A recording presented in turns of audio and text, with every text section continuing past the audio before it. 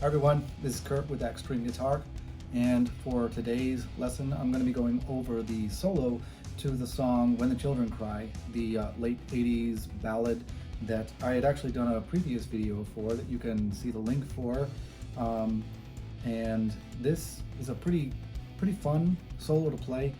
If you haven't already, go ahead and get yourself tuned up. I'm in standard tuning EAD GBE, and this is my E.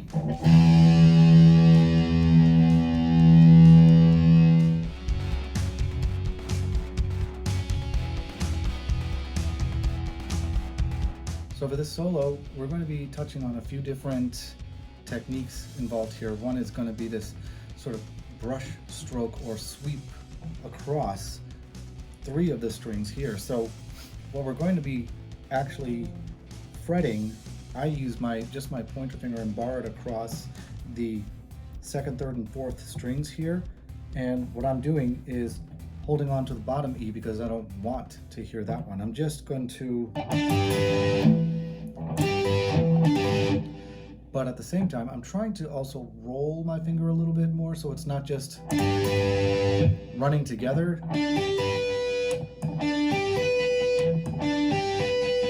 So I'm rolling my finger, and you have to be ready to just jump right on with, for me, my ring finger on that 15th fret of the B string, the second string.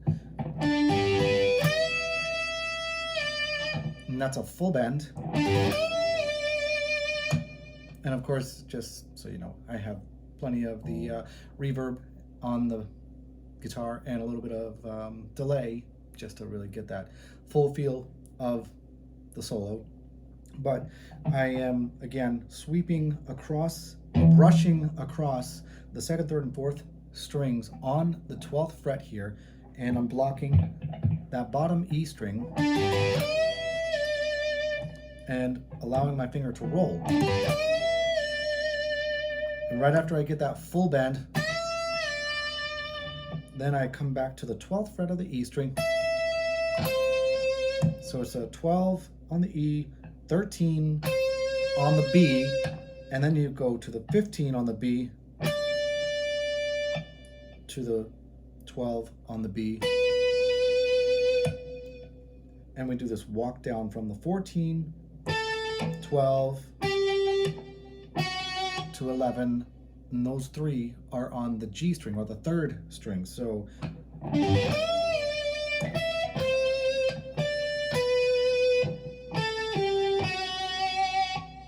and from here, after I hit that 11th fret of the third string or G string, I'm going to place my middle finger on the 12th fret of the D string. So it kind of runs smoothly the way that I have set it up for myself. You may do it slightly different yourself when you play it, but this is how I like to do it. So from here, we're going to get to the 15th fret on the second string again. We're going to do a bend. And what I tend to like to do, because when you have this much distortion and all the other effects going on, you're going to get a lot of unwanted open string noise.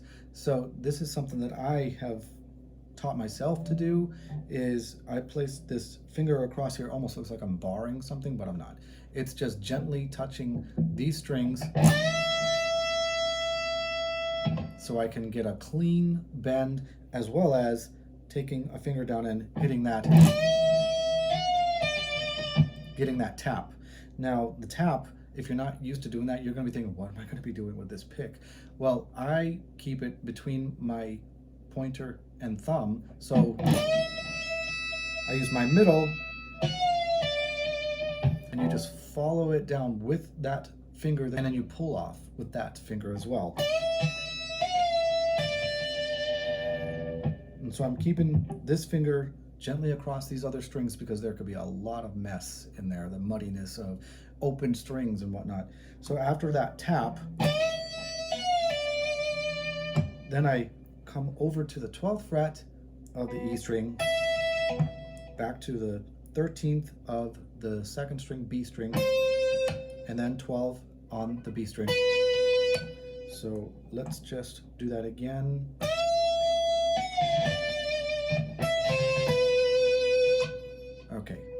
from here, we're going to jump down to the 17th fret of the E string, and we're going to get a full bend. Not quite like that. And release, and then you go up 2 more frets and a half bend, not a full bend. Now you can choose to use your pick to get that next note, or you can do a hybrid method. Marty Friedman is one who would, you notice when he's doing some of these kind of bends, he's getting this little extra flick with the other finger, and that's a pretty cool little trick there. And so we get that half bend, and then up 1 more fret, so I will be at the 20th fret, because I went from 17, then I went to the 19 for a half bend, and then 20, and that's a full bend. And just before we move anywhere else, we're still at that 20 and the 19. Notice my 2 fingers are still on it. I'm going to do this little back and forth. So after that little, or not so little, it's a full bend. So you go 19, 20, 19, so. And so now, after that 19, 20, 19 on the E string, I'm gonna come up with my ring finger on the 20th fret of the 2nd string, the B string, and do a full bend. So notice that I didn't hit it separately again because it's in that one stroke. Let's see. So after I come down on that 20th fret on the 2nd string, in that same motion, I'm still using that one hit that I did on the 20th fret of the 2nd string and bending it for a full bend. So it's from here, I'm on the 20th fret of the 2nd string. I'm gonna go down to the 19th fret,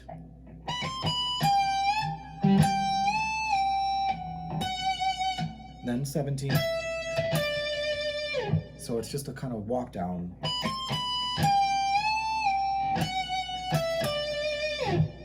And I like to slide out before I leave that note. I just preference, I like it better that way.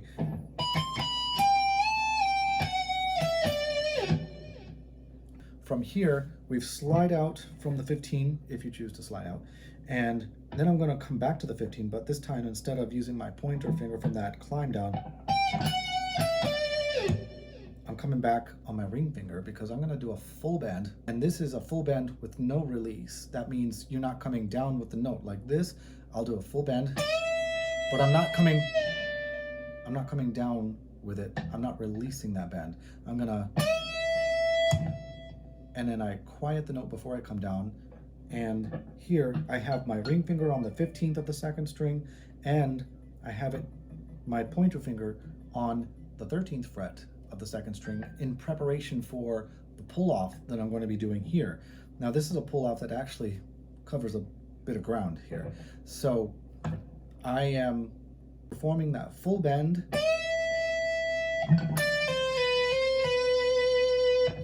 So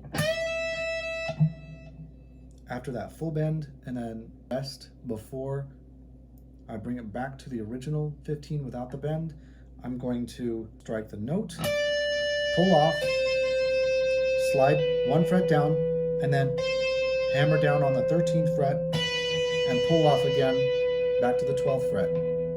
And next, we're going right to the 14th fret of the 3rd string, which is a G string. So he plays a full bend and a pull off. So we full bend, release, pull off to the 12th fret. And then from there, we come back again to the 15th. The 15th fret of the 2nd string is a pretty popular note in this solo. So, and we go directly back to a full bend.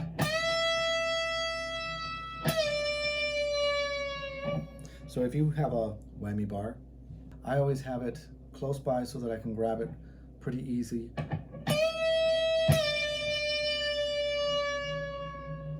And and it's a slow dive, not a huge dive, not like, you know, the Eddie Van Halen.